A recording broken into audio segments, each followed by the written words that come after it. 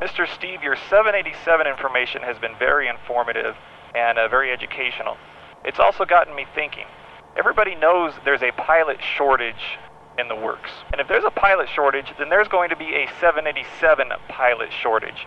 So I wanted to get my video resume submitted before anybody else because I've always believed that motivation and showing a little incentive and leaning forward will a lot of times get you the job, even if you're maybe not, how do I put it, exactly qualified. But I think there are a lot of similarities between the two platforms that we're flying, you know? I mean, an airplane's an airplane's an airplane, right? Lift, thrust, weight, drag. My physical health is impeccable. I mean, most people up this high, 10,500 feet, they'd be need an oxygen mask and all that stuff and need a nice good seal. I don't need oxygen. I don't need an oxygen mask.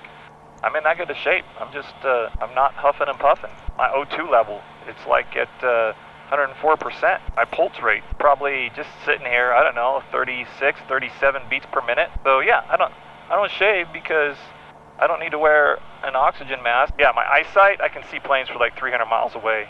You know, basically if they've got their lights on, I can see them.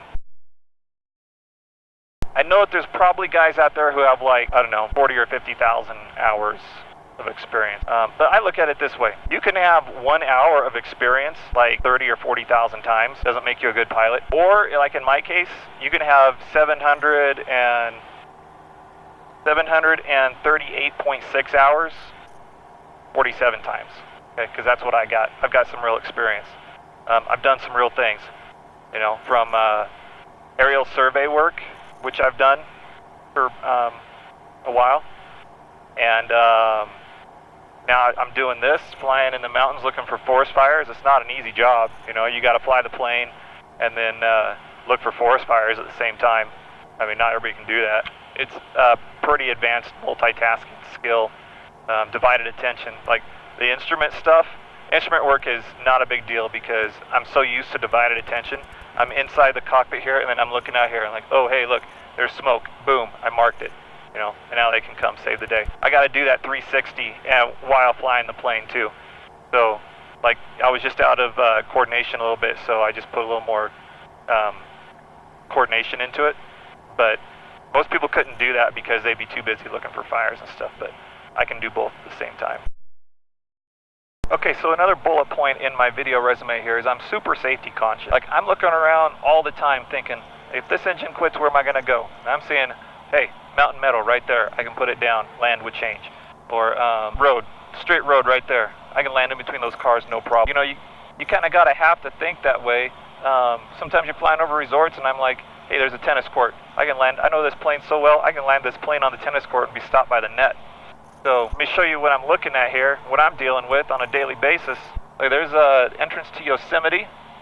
You got Bridalveil Falls there. You got El Capitan and Half Dome. Hey, if I need to, man, I'll land on the top of Half Dome. I don't care. I'm going to put this thing down safe and keep myself safe and my passengers safe if I ever have any passengers.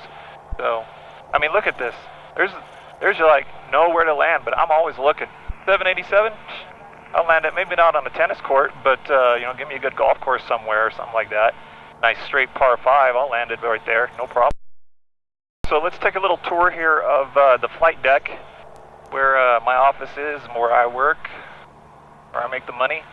And I think you'll see that we got a lot of common, you know, between the 787 and this 172. So, first of all, over here, we got the engine instruments. There's 3 of them, and then the fuel tank quantity.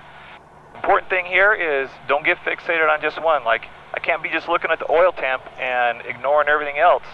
Like the oil pressure, you know, that's pretty important too. So it's in this one gauge right here, but I got to be back and forth between both sides of the gauge. And then that's just one gauge. So then I got to come up here to the fuel flow, make sure that fuel's still flowing. And then down here to the vacuum, over here to the AMP. And the AMP is really important because you don't want high or low AMPs. If you have either one, then you got problems. So over here, we got what's called the 6-pack. You know, I really don't use these all that much because I like to fly by just feel, you know, the seat of my pants. I kind of got that instinct, I guess you would say. So, you know, I I know that, hey, I know I'm slowing down before this airspeed indicator tells me I'm slowing down. See, 80 knots, but I can tell when we're starting to lug it down. These buttons down here, these are pretty important. These are white buttons and they got numbers on them. They kind of look like flat bingo balls. Sometimes they'll pop out, and if they pop out, you just push them back in, and they stay in for a minute, and then they pop back out sometimes. If they pop out all the time, I just like to take a piece of tape and tape over them. That way they don't pop out anymore. So that solves that problem. It's kind of like whack-a-mole, you know? But so if you play a lot of whack-a-mole, then you'll probably do pretty good in this kind of airplane. Over here, you're probably wondering what these two gauges are. They don't really do anything. You can spin these knobs all day long. It doesn't do anything. You know, the Wright brothers made a pretty good airplane and all that stuff, but I'll tell you what, navigation was not their cup of tea. They kind of sucked at it, to be honest. So I don't really use these at all, but you know, you can spin them. And over here, this is our GPS. This is a whole nother like lesson, and I'm not going to go into it because it's pretty complicated. But just know that this pink line takes you where you want to go. If you put this little airplane, it's like a big video game, really. I mean, 787 can't be too different, right? You put the airplane on that pink line and call it good. That's pretty much what I do. Throttle, you go fast, go slow.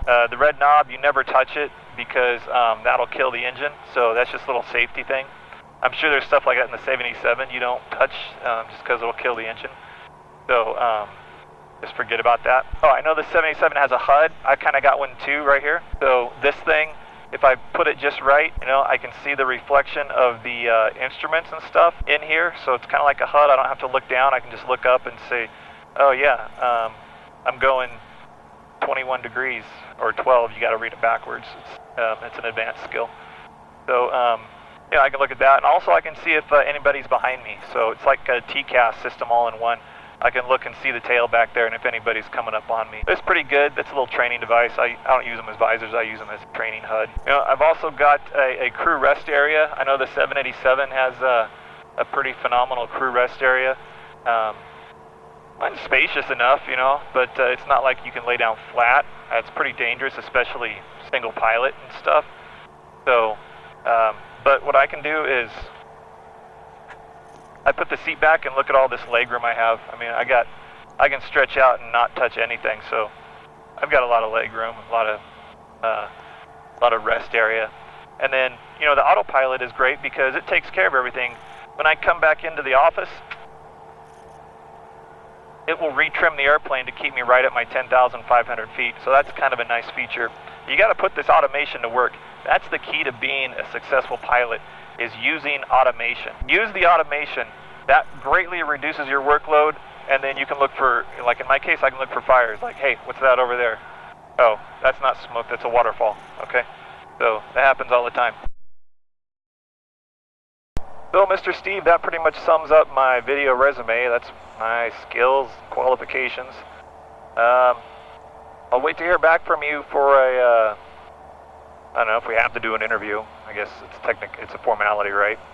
At this point, I mean, so, you know where to get a hold of me. Just, if you don't mind forwarding this on to your HR people. I'm open tomorrow for simulator stuff if I need to do any of that.